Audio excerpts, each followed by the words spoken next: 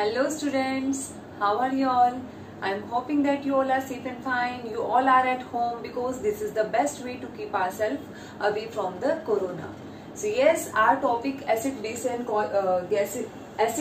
and salts is going on chapter 2. Today we are going to discuss the last topic or last part of this chapter. Tomorrow we are going to discuss about the question answer part of this chapter.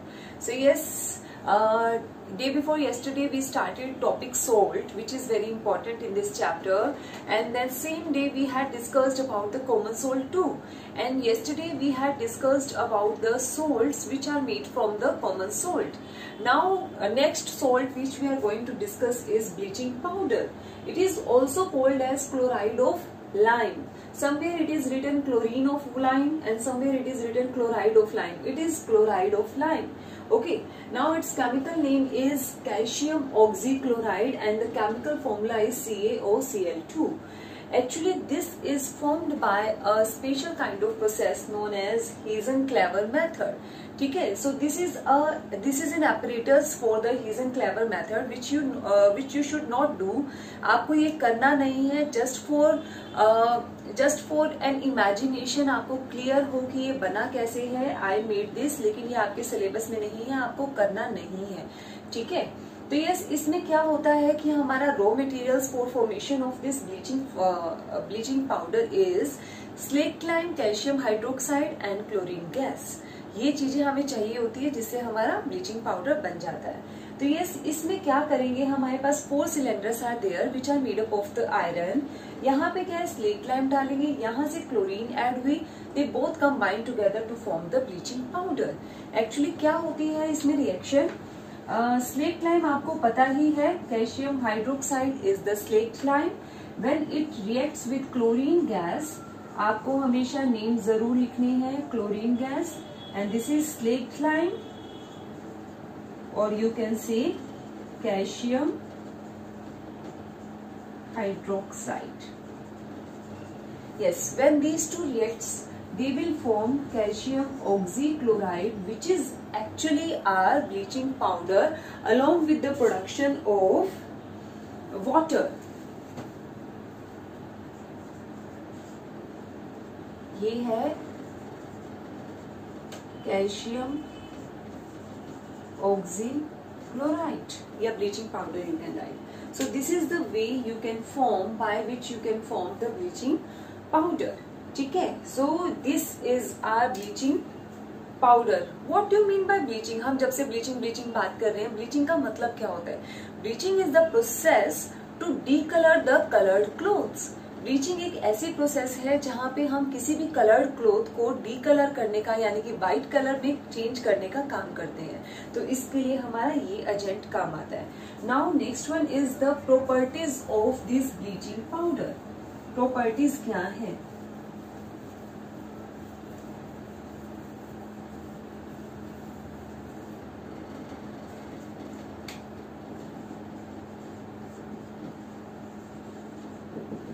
First property is it is the white crystalline salt. White colour क्या होता है, crystal form में होता है, and having the strong smell of chlorine. इसमें आपने देखा है क्लोरीन गैस की प्रेजेंस है, तो इसलिए इसके अंदर बहुत स्ट्रॉन्ग स्मेल आती है. अब क्या होता है, when ever it get heat, तो क्या होता है, जब हम कभी भी कैल्शियम ऑक्सीक्लोराइड को हीट नहीं, जब हम इसको एसिड में ऐड करते हैं, तो ये कोई भी एसिड हम यहाँ पर ले सकते हैं. जब हम इसमें एसिड ऐड करते हैं तो ये बनाता है calcium sulphate plus chlorine gas plus water. तो ये हमारे पास बन जाता है. तो यस, नेम अगेन आपको यहाँ पे लिखने हैं, sulphuric acid, calcium sulphate and then chlorine gas. Yes, actually this chlorine gas is the actual oxidizing agent or bleaching agent in this particular compound. ये जो कंपाउंड है ये अपना ब्लीचिंग एक्शन शो करता है, किसी भी कपड़े को डीकलर करने का काम करता है because of presence of this chlorine. Chlorine के पास ऐसा क्या होता है, क्लोरीन के पास ऑक्सीडाइजिंग प्रॉपर्टी होती है जिसकी वजह से ये किसी भी कपड़े को ब्लीच कर सकती है।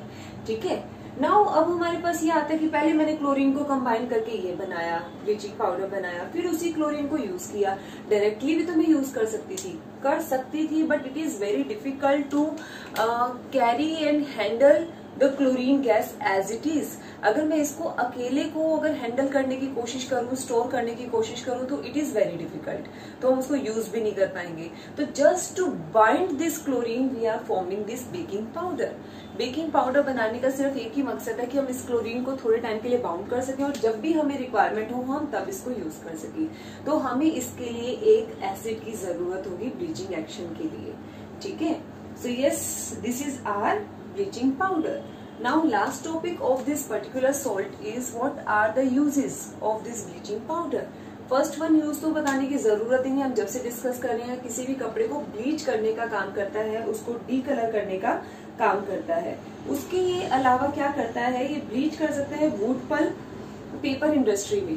पेपर इंडस्ट्री में जो वुड के अंदर अपना जो एक कलर होता है उसको डी कलर करके पेपर बनाने का, व्हाइट कलर बनाने का काम करता है। पेपर आपको पता है व्हाइट होते हैं, then only we can write on the paper and we can understand what I have written on the paper. अगर वो व्हाइट ना हो तो हमें पता ही नहीं चलेगा। कलरफुल शीट्स भी आती हैं लेकिन हम उसको ड्रॉइंग पर्पजेस के लिए यूज करते हैं, लिखने के लिए यूज नहीं करते।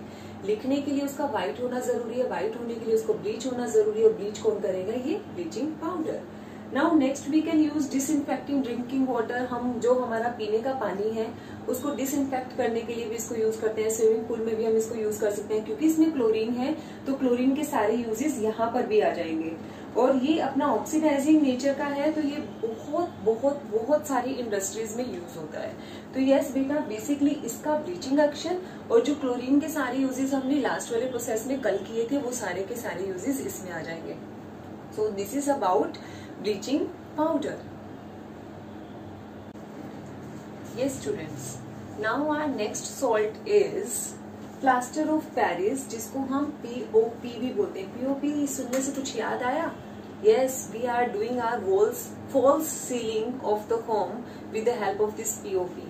या फिर रूम में डेकोरेशन वगैरह करने का काम हो, फॉल्स सीलिंग हो, तो ये सब के सब किससे होते हैं, POP से होते हैं।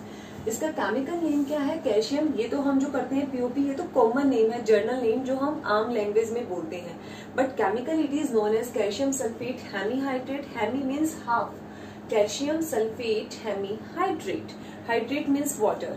अब आपने देखा वॉशिंग सोडा में हमने वाटर यूज किए थे, यहाँ पे कुछ वाटर के मॉलिक्यूल्स थे, अब हम यहाँ पर भी यूज करें। इसका क्या स्पेसिफिकेशन है हम इससे नेक्स्ट टॉपिक में करेंगे।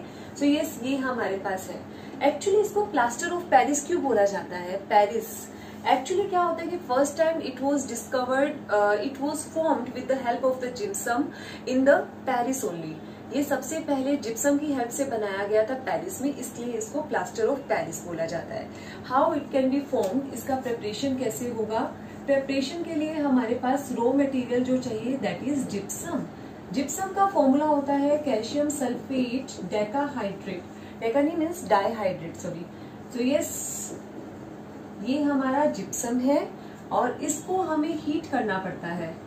हीट हम करेंगे 100 डिग्री सेंटीग्रेड पे या फिर 373 केल्विन पे। कुछ एक बुक्स में टेम्परेचर थोड़ा अलग लिखा हुआ है लेकिन टेम्परेचर यही होता है, या always remember 100 degree centigrade. NCERT में भी यही मेंशन है। तो जब हम हीट करते हैं तो क्या होगा, ये टूट जाएगा और इसके पानी के जो मॉलिक्यूल्स हैं वो निकल जाएंगे और ये इस तरह से बन जाएगा। इसको हम बोलते हैं plaster of Paris, that is calcium sulphate hemihydrate. ठीक है, अब यहाँ पे जो हाफ मॉलिक्यूल ऑफ वाटर है, it does not signify anything. इसका कोई सिग्निफिकेंस नहीं होता, हाफ मॉलिक्यूल कभी भी नहीं होता। इसका मतलब क्या है, हम इस रिएक्शन को एज इट इज ऐसे लिख सकते हैं या फिर हम इसको 2 से मल्टीप्लाई कर सकते हैं। हर जगह 2 से मल्टीप्लाई करेंगे तो यहाँ पर वाटर हो जाएगा और यहाँ पे 3 हो जाएगा। दैट मीन्स व्हाट, कि एक वाटर का जो मॉलिक्यूल है वो 2 कैल्शियम सल्फेट से सराउंडेड है, तो इसलिए हम उसको हाफ हाफ रिप्रेजेंट करते हैं। बाकी कभी भी वाटर का मॉलिक्यूल हाफ नहीं हो सकता है। तो यस, इसलिए हम इसको ऐसे रिप्रेजेंट करते हैं। ये हुआ उसका फॉर्मेशन। अब क्या होता है कि उसकी प्रॉपर्टीज क्या हैं, उसको हम कैसे कैसे क्या किस किस तरह से उसकी प्रॉपर्टीज हैं सबसे पहले तो ये व्हाइट कलर का क्रिस्टलाइन सॉलिड ही होता है, ठीक है। और व्हेनेवर इट गेट वाटर, जब ये वाटर के साथ मिलता है तो ये दोबारा जिप्सम बना देता है, ये दोबारा जिप्सम बना देता है and it will set as a hard mass. Half an hour के अंदर क्या होता है, ये जिप्सम, ये जो पीओपी है पानी के साथ मिक्स होकर जिप्सम बना देता है और ये जिप्सम हार्ड मास में चेंज हो जाता है, जो एक्चुअली एक तरह से सेटिंग हो जाती है हमारे फॉल्स सीलिंग की या फिर कोई भी डेकोरेटिव मटेरियल की। तो इस तरह से ये चेंज हो जाता है, क्योंकि पानी की प्रेजेंस में ये हार्ड मास में चेंज हो सकता है और हार्ड मास में एक बार जो उसने शेप ले ली वो ले ली, उसके बाद ये कोई यूज का नहीं है। तो इसीलिए we have to preserve it और we have to carry it in a waterproof container. हमें इसे टाइट कंटेनर में लेकर रखना पड़ता है, इसे वाटरप्रूफ कंटेनर में रखना पड़ता है, क्योंकि वाटर की प्रेजेंस में वो जिप्सम में चेंज ना हो जाए, ठीक है। तो यस, नेक्स्ट इसके अंदर क्या है कि ये रिएक्शन जो है ना बेटा, यहाँ पर बच्चे बहुत ज्यादा कंफ्यूजन करते हैं, बहुत ज्यादा मिस्टेक्स करते हैं। वो क्या करते हैं, पीओपी फॉर्मेशन में इस रिएक्शन की जगह इसको लिख देते हैं, जिप्सम फॉर्मेशन में इसकी जगह इसको लिख देते हैं। तो always keep in mind, generally जो है पीओपी पे एक क्वेश्चन आपको जरूर मिलता है। क्यों? क्योंकि ये बहुत कंफ्यूजिंग है। आपको याद रखना है पीओपी फॉर्मेशन में यही रिएक्शन लिखनी है। This is an irreversible reaction. Now uses के अंदर अगर हम बात करें तो आपको पता ही है कि मैंने अभी बताया स्टैचूज बनाने में, फॉल्स सीलिंग बनाने में, टॉयज बनाने में, तो ये सब चीजों में यूज होता है। इसके अलावा आपने कभी भी हॉस्पिटल में जब कभी किसी को फ्रैक्चर हो जाता है तो वो एक कुछ व्हाइट सा बड़ा सा कुछ बंधा हुआ देखा होगा। तो यस, वो क्या है, वो बोन की मूवमेंट नहीं करता, जिसकी वजह से वो फिक्स हो जाती है। एक्चुअली द फ्रैक्चर पे जो हमारा प्लास्टर लगता है, it is also formed of POP. ये भी पीओपी का बना होता है, जो हेल्प करता है एक, क्योंकि हार्ड मास में चेंज हो गया, बोन को हिलने नहीं दिया और उसको फिक्स होने में हेल्प करता है। उसके अलावा ये क्या होता है कि कई बार हमें केमिस्ट्री लैब में टाइट कंटेनर्स चाहिए, एयर टाइट कंटेनर्स चाहिए, तो हम उसकी कवरिंग के आर बार ये पीओपी से उसको फिक्स कर देते हैं ताकि एयर का कोई भी गैप न रह सके और जो भी रिएक्शन हम परफॉर्म करने की कोशिश कर रहे हैं वो इजीली हो सके। So these are the uses of this plaster of Paris. The last topic of this chapter is water of crystallization. You were having many doubts regarding the water of crystallization. Now it's the time to clear all the doubts regarding the water of crystallization. So what do you mean by water of crystallization? Actually, the water of crystallization is the water molecules which form a part of the structure of the crystals. Actually क्या है कि ये क्या होते हैं, ये part of the crystals ही होते हैं। वाटर मॉलिक्यूल्स प्रेजेंट होते हैं एक मॉलिक्यूल में, लेकिन वो पार्ट ऑफ द क्रिस्टल्स ही होते हैं। On the basis of that, water of crystallisation के बेसिस पे salt are of two types, hydrated या फिर hydrous salt and anhydrous salts. Hydrous salts in which water of molecules are present as a part of the crystal structure, and anhydrous salts in which water of crystallization are not present. Hydrous salt can also be converted into anhydrous salt. अभी हम discuss करते हैं. So first one we are going to discuss these hydrous salt. ये क्या है? तो yes, hydrous salt क्या है? Hydrous salts are those kind of salts which contain a fixed number of the water molecules of the crystallization. जिसमें fixed number of water of crystallisation होते हैं। ऐसा नहीं है कि आपने कभी 4 लगाया, कभी 2 लगाया, कभी 10 लगाया, नहीं। अलग अलग मॉलिक्यूल्स है, उनके अंदर फिक्स्ड वाटर क्रिस्टलाइजेशन है, वाटर ऑफ क्रिस्टलाइजेशन, और आपको वही लिखना पड़ता है। Let us clear with an example. Copper sulphate 5H2O, जिसको हम बोलते हैं ब्लू विट्रियोल। ब्लू विट्रियोल ये क्या है? कॉपर सल्फेट पेंटाहाइड्रेट, ठीक है। इसको हम ब्लू विट्रियोल क्यों बोलते हैं? क्योंकि इसका जो कलर है वो ब्लू होता है।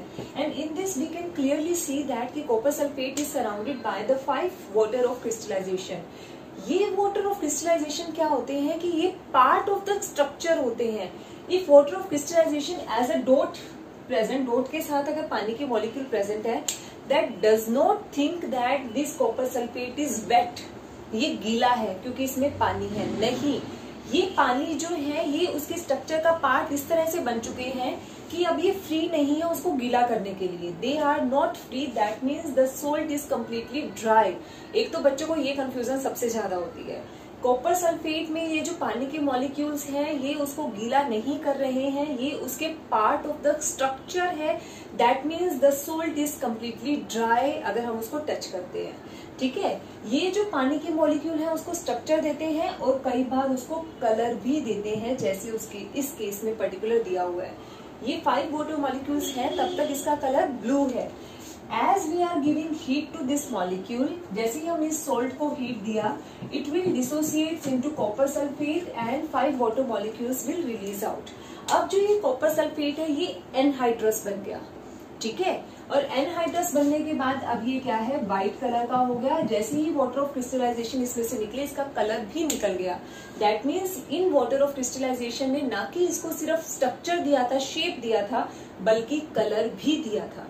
सो यस, ये हम इसलिए इसको यूज करते हैं। This is an reversible reaction. Reversible का क्या मतलब है, जैसे ही इस कॉपर सल्फेट में हमने 5H2O दोबारा ऐड कर दिया, it will again converted into copper sulphate pentahydrate and again the white colour will change into blue colour. तो हम ये रिवर्सिबल रिएक्शन बहुत इजीली देख सकते हैं, ठीक है। तो ये इस वाटर ऑफ क्रिस्टलाइजेशन ने फर्स्ट ऑफ ऑल इसको शेप दिया, सेकंड किसी किसी केस में इसको कलर दिया, और इसका यूज क्या होता है वाटर ऑफ क्रिस्टलाइजेशन का। Actually we are going to check the liquid content present in the या water molecules present in any of the liquid. अगर मान लो कोई एक मेरे पास लिक्विड है, उसमें वाटर मॉलिक्यूल प्रेजेंट है कि नहीं है, उसको चेक करने के लिए भी हम इनको यूज कर सकते हैं। मैंने इसमें ड्राई एनहाइड्रस कॉपर सल्फेट डाल दिया, अगर तो उसका कलर ब्लू हो गया, दैट मीन्स वो वाटर के साथ रिएक्ट करके ब्लू विट्रियोल बना चुका है, यानी कि पानी के मॉलिक्यूल्स इसमें प्रेजेंट है। अगर तो इसने कलर चेंज नहीं किया, व्हाइट का व्हाइट रहा, दैट मीन्स इसमें वाटर ऑफ मॉलिक्यूल्स प्रेजेंट नहीं है, जिसकी वजह से इसमें चेंज नहीं हो सका, और यानी कि ये कम्प्लीटली वाटर फ्री है। तो इस तरह से हम किसी भी चीज में वाटर का कंटेंट पता करने के लिए भी इसको यूज करते हैं, ठीक है। तो yes, this is an example. I think so कि वाटर ऑफ क्रिस्टलाइजेशन का कंसेप्ट आपका क्लियर हो गया होगा, ठीक है। ये रिएक्शन बहुत बार आपसे पूछी जाती है कॉपर सल्फेट के रिगार्डिंग। एक आपके पास फेरस सल्फेट के रिगार्डिंग भी पूछी जाती है। फेरस सल्फेट 7H2O, ये आपके पास फर्स्ट चैप्टर में भी था। ये दोनों रिएक्शन में आपको सबसे ज्यादा कंफ्यूजन हुआ था, जो मुझे व्हाट्सएप पे सबसे ज्यादा क्वेरीज आई थी। तो यस, इसका जो कलर होता है ये ग्रीन कलर का होता है, but when we are heating it, it dissociates into ferrous sulfate and so yes students, ferrous sulphate 7H2O को जब हम हीट करते हैं, स्टार्टिंग में ये ग्रीन कलर का है। आप लोगों ने मुझसे डाउट लिए थे सॉलिड जो है वो कैसा है। यस बेटा, आपके डाउट बिल्कुल सही थे। अगर आप 7H2O लगाते हो तो आपको ग्रीन कलर दिखाना पड़ेगा। When we are heating it, it first changes its colour into white colour. पहले वो व्हाइट कलर का हो जाता है, सॉलिड ही है, पहले भी वो सॉलिड था, अभी भी वो सॉलिड है। तो यस, पहले ग्रीन से वो व्हाइट कलर में चेंज होता है, और फिर उसके अंदर फर्दर रिएक्शन होती है जो हमने किया था कि it will dissociate to form ferric oxide which is brown in colour, और सल्फर डाइऑक्साइड और ट्राइऑक्साइड निकलती है। तो आप ये वाला स्टेप मिस भी कर सकते हो जब आप ये रिएक्शन लिखते हो। लेकिन अगर पेपर में पर्टिकुलर ये पूछा जाए कि when we are heating a green colour compound, then at in the low flame, अगर हम उसको लो फ्लेम पे हीट करते हैं तब क्या प्रोडक्ट बनेगा, अगर हम उसको हाई फ्लेम पे हीट करते हैं तब क्या प्रोडक्ट बनेगा। इस तरह का क्वेश्चन यूजुअली पेपर में बहुत बार आता है। तो अगर हम उसको लो फ्लेम पे हीट करेंगे या कम हीट पे उसको गर्म करेंगे, तो ऑब्वियसली वो सिर्फ अपने वाटर ऑफ क्रिस्टलाइजेशन रिमूव करेगा, और it will first change from green to white in colour. लेकिन जब हम उसको फर्दर हीट करेंगे तब यहाँ पर डिकम्पोजिशन होगा, और ये फेरस सल्फेट जो है फेरिक ऑक्साइड, सल्फर डाइऑक्साइड और सल्फर ट्राइऑक्साइड में टूट जाएगा। तो इस तरह से 2 रिएक्शंस होती हैं, ठीक है। तो कीप इन माइंड, ये रिएक्शन बहुत इंपॉर्टेंट है एग्जाम पॉइंट ऑफ व्यू से, ये बहुत बार पेपर में पूछी जाती है। नाउ आई एम थिंकिंग सो कि आपका डाउट इस रिगार्डिंग खत्म हो गया होगा। हमारे पास और भी बहुत सारे हाइड्रस कंपाउंड हैं जो हमने स्टडी किए हैं, अभी स्टडी किया है। आपने किया है calcium sulphate 2H2O, gypsum, calcium sulphate 1/2 H2O, POP, और इसके अलावा और कौन से मॉलिक्यूल हमने किए हैं. So these are the water of crystallisation which we have done till now. एक हमने वॉशिंग सोडा किया है, सोडियम कार्बोनेट 10H2. तो ये सारे के सारे मॉलिक्यूल्स हैं जहां पर वाटर ऑफ क्रिस्टलाइजेशन प्रेजेंट है. ये वाटर ऑफ क्रिस्टलाइजेशन इसको शेप तो देते ही देते हैं, किसी किसी केस में कलर भी देते हैं.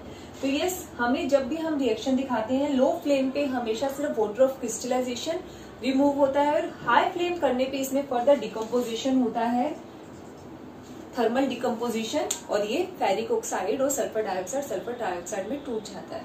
सो बेटा this is all about for this chapter. I am thinking so most of the doubts regarding the water of crystallisation are cleared now, but still if any doubt is there then you can ask to me in Google Classroom or on my WhatsApp number.